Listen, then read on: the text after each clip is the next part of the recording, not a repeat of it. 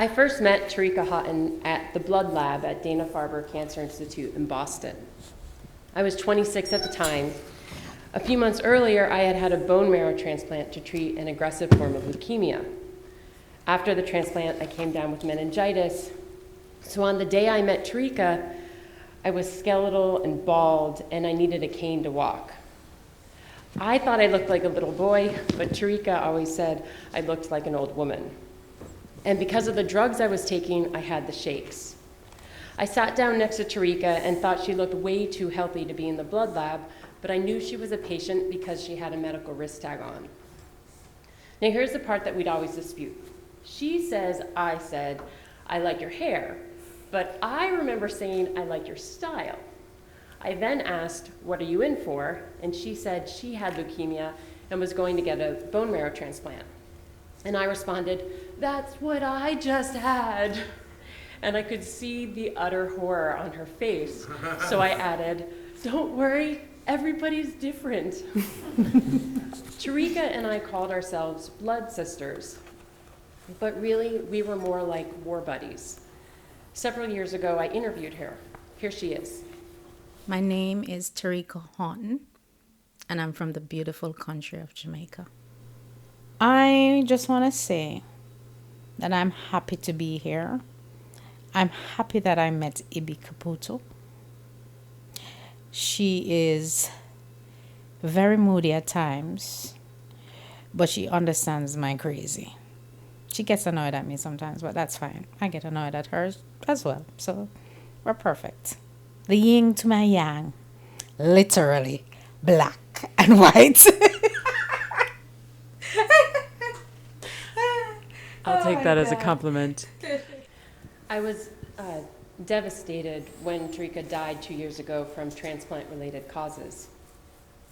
After her death, I started thinking about each of our donors. My donor is a German man. I don't want to meet him because I love the fact that his gift is unconditional. I didn't have to impress him with my resume or my picture or an interview or a pitch.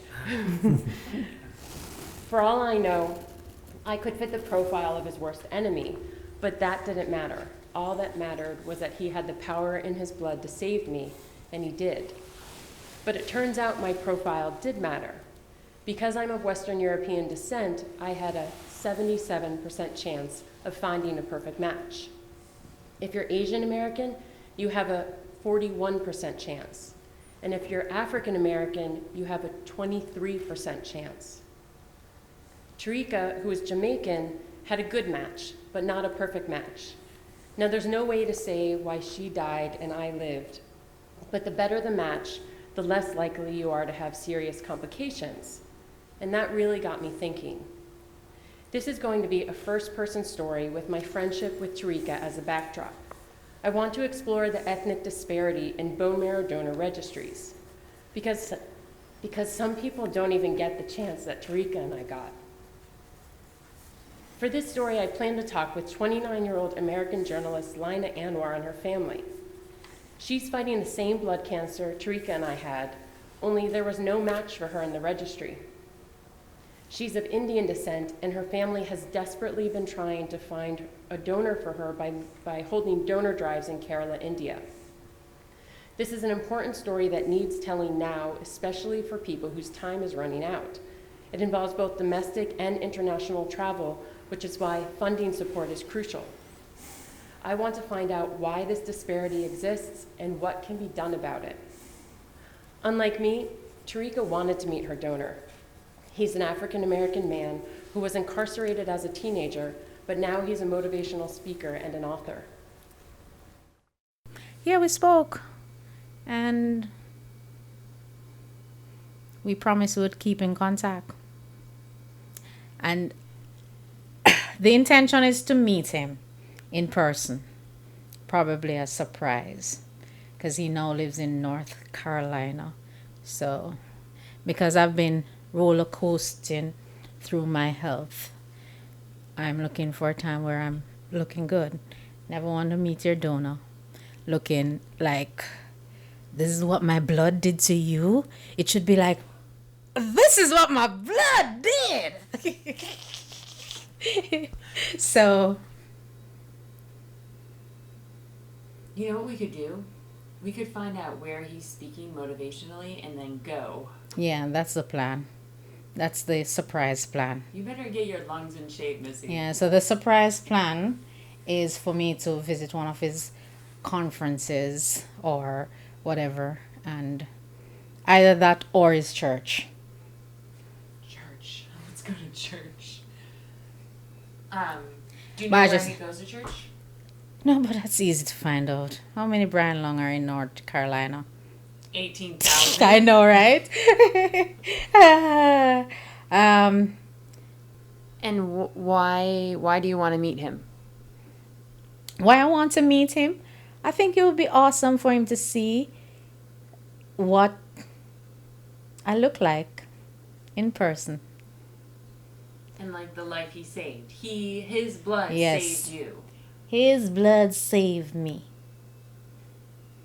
And before he gets overwhelmed by all my friends, who's like, "Ah, you saved the best friend ever." And my journalistic friend, who is a stalker.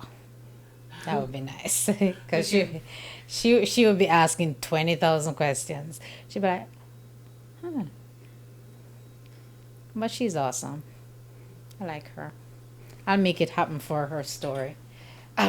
Lungs get better, so Ibby can get her story sooner than later. Thank you, lungs. Okay? I like that. And Brian, we're coming. You may not know when. You may not know how. Even though I don't want to meet my donor, I still want to meet Tarika's. I want to thank him and tell him he saved the best friend ever.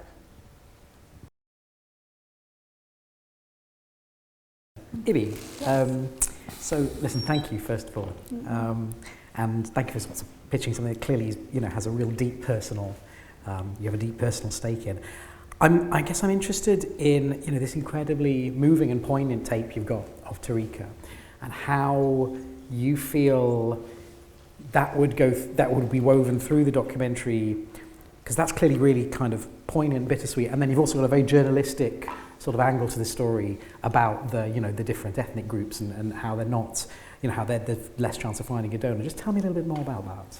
Well, I am a journalist first, and it just so happens I've had kind of a interesting life that has given me a lot of fodder to explore. And I really see us as being the backdrop. So I personally believe you should be in a story as much as you need to and as little as you have to. So in this story, obviously, it wouldn't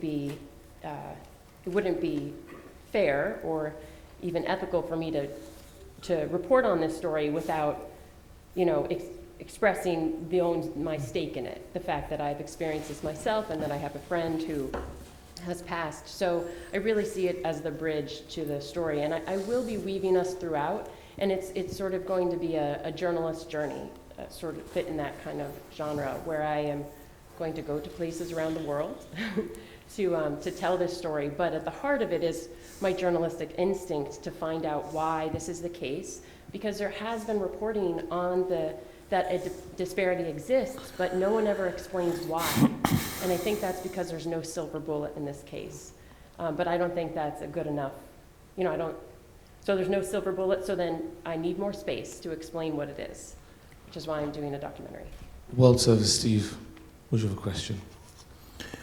I'm finding it very hard to formulate a question because, can I just say how nice it was to be reacquainted with that audio? Mm-hmm. It is such, there's something so compelling, not just about Tariko's sort of manner and the humour, but it's just the humanity of the conversation. And it seems to me that you've got something which is, I'm sort of writing funny, bold, brave, natural, real pathos, and that sort of almost religious thing where she says, his blood has saved me. And it's full of resonance. And I love the idea.